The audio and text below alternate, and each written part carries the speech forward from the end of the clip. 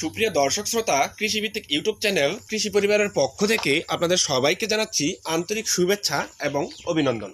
তো দর্শক, ভিডিওর টাইটেল দেখে এতক্ষণে হয়তো আপনারা বুঝে গেছেন আজকে আমি আপনাদের সামনে কি ভিডিও নিয়ে হাজির হয়েছি। হ্যাঁ, আজকের ভিডিওতে আমি আপনাদের দেখাবো মাত্র ৪৫ দিনে কিভাবে টবের মধ্যে বরবটি চাষ করতে হয়।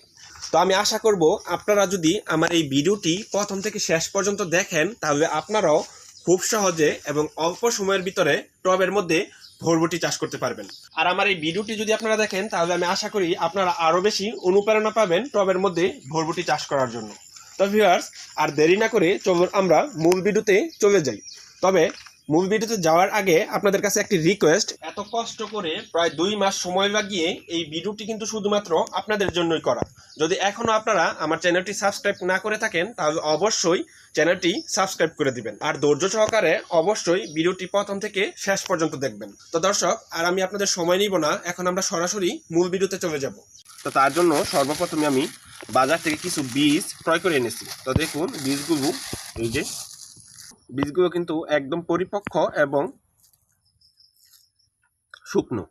তো আপনারা বীজগুলো দেখতে পাচ্ছেন। তো এখন আমি এই বীজগুলো আমার টবের মধ্যে আমি লাগিয়ে দিব। তো ভিউয়ার্স, আমি বীজগুলো এক জায়গায় লাগাবো, কারণ চারদিক দিয়ে যেহেতু আমি সার দিব, তাই আমি সর্বপ্রথমই বীজগুলো লাগিয়ে দিচ্ছি।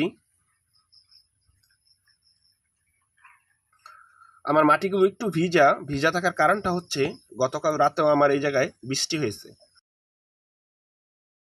তো ভিউয়ার্স, আমি বীজগুলো লাগিয়ে দিচ্ছি।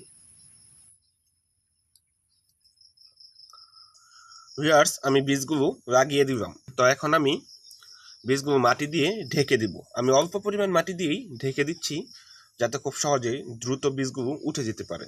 তো আমার এই বীজগুলো 3 থেকে 4 দিনের ভিতরে আমি আশা করি উঠে যাবে।